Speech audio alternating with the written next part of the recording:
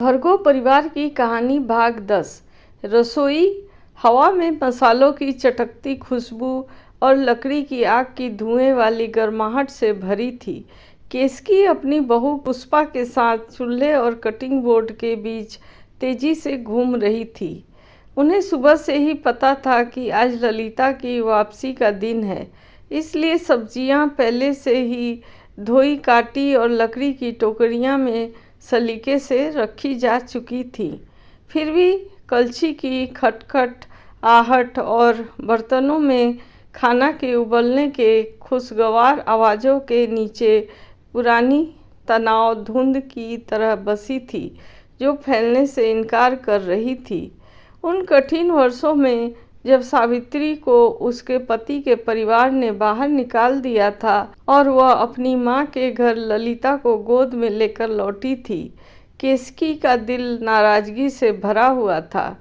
सुधन की मेज पर पहले से ही बहुत सारे लोगों के मुंह थे और अचानक दो और जुड़ गए, जो खाते थे लेकिन योगदान कम देते थे।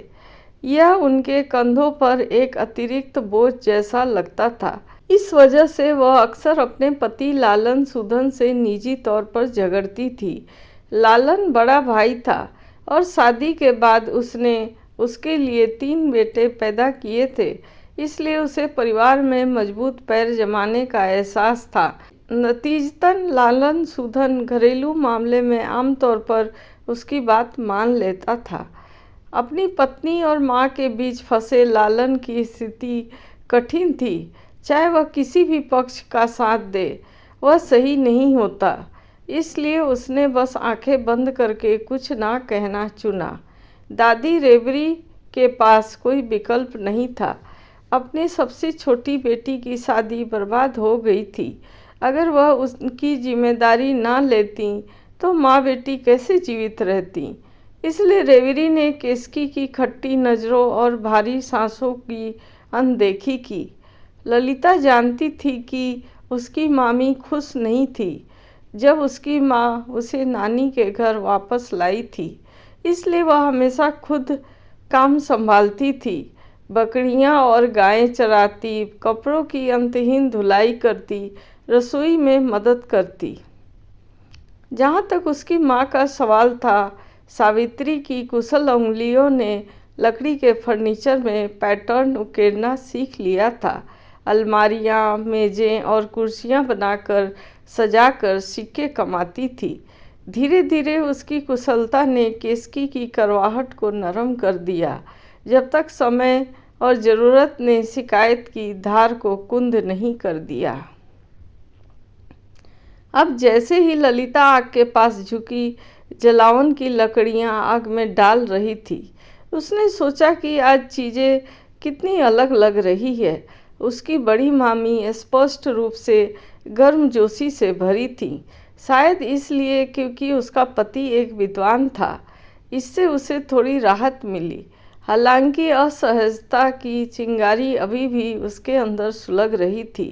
चूल्हे से केसकी की आवाज़ उसके विचारों को चीरती हुई आई। छुटकी, तुम्हारा पति पढ़ाई पर बहुत खर्च करता होगा, है ना? क्या उसके पास बचे हुए कागज़, कलम या स्याही के टुकड़े हैं? जब तुम वापस जाओ तो अपनी मामी के लिए कुछ ले आना, ठीक है ना? मेरा तीसरा बेटा 6 साल का हो गया है, बस सीखने की उम्र। उनकी आवाज़ सामान्य थी, लेकिन शब्दों में हक का एक संकेत था। जिस तीसरे बेटे की वह बात कर रही थी, वह उनका सबसे छोटा लड़का था, ललिता का छोटा ममेरा भाई। ललिता असहज महसूस कर रही थी। कागज़ और स्याही कीमती थे। उसके पति के पास खुद के लिए मुश्किल से पर्याप्त होता था, किसी और के लिए बचे हुए टुकड़े कैसे हो सकते थे? उसे हिचकिचाते देख केसकी ने दबाव डाला, अपनी आवाज़ को नीचे करके, जैसे कोई व्यवहारिक ज्ञान साझा कर रही हो। क्या अनिरुद्ध 7-8 साल से परीक्षा दे रहा है? इतनी कोशिशें और अभी तक कुछ नहीं। मुझे नहीं लगता कि वह कभी पास भी होगा। बेहतर है कि उन किताबों का कुछ उपयोग हो। मेरा लड़का उन्हें पढ़ सकता है। फिर अचानक चमक के साथ उन्होंने जोड़ा। बस कुछ दिन पहले मैं उसे मंदिर ले गई और बाबा मणिक से भविष्यवाणी करवाई। बाबा ने कहा कि मेरा तीसरा बेटा होशियार है, कौन जानता है शायद वह खुद एक दिन परीक्षा देगा। वे रुककर बर्तन हिलाती रहीं, फिर जारी रखा, तुम्हें भी अपने पति से कहना चाहिए कि जब समय हो तो उसे कुछ अक्षर सिखा दे। आखिरकार अब तुम परिवार हो, करीबी संबंध रखने में क्या हर्ज है। ललिता ने अपना ओठ दबा लिया, अपनी नज़र आँख पर झुका ली। उसका पति प्रतिभाशाली था, जल्द या देर से वह पास होगा।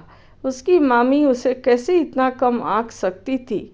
उसने अपनी आवाज़ को शांत करने के लिए मजबूर किया, मामी पानी उबल रहा है। वाकई बर्तन उबल रहा था। केसकी ने जल्दी से चावल डाल दिया। भाप घनी और खुशबूदार उठ रही थी। फिर भी जैसे ही ढक्कन वापस अपनी जगह पर खटकाया, वे चाहती रही। एक बार भी उन्होंने नहीं पूछा कि ललिता भरगो घर में कैसी है। एक बार भी उन्होंने अपनी भांजी से नहीं पूछा कि वह संतुष्ट है या नहीं।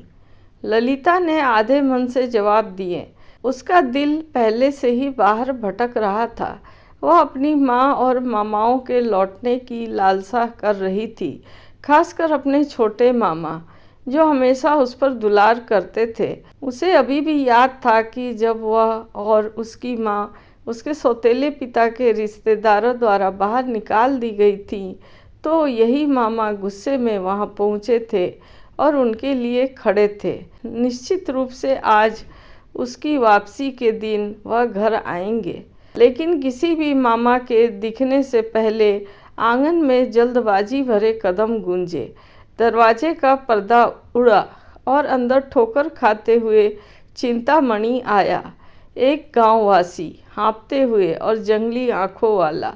कुछ गड़बड़ है, उसने हाँफते हुए कहा, दरवाजे के फ्रेम को पकड़कर। ललिता की माँ को कौशल्या ने घेर लिया है, ठीक मेरे दरवाजे पर। वह चिल्ला रही है कि सावित्री ने उसके पति से चोरी करने की कोशिश की।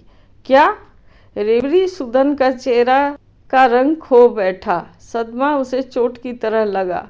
उसके घुटने लगभग झुक गए। अनिरुद्ध आगे बढ़ा, उसके बाजू को सहारा देकर उसे कुर्सी पर बिठाते हुए। बिल्कुल, क्या हुआ? रेवड़ी ने पूछा, उसकी आवाज़ क्रोध और डर के बीच कांपती हुई। अब ये कहानी का 10वां भाग ख़त्म होता है। अब 11वां भाग देखने के लिए अगला वीडियो देखें। नमस्कार।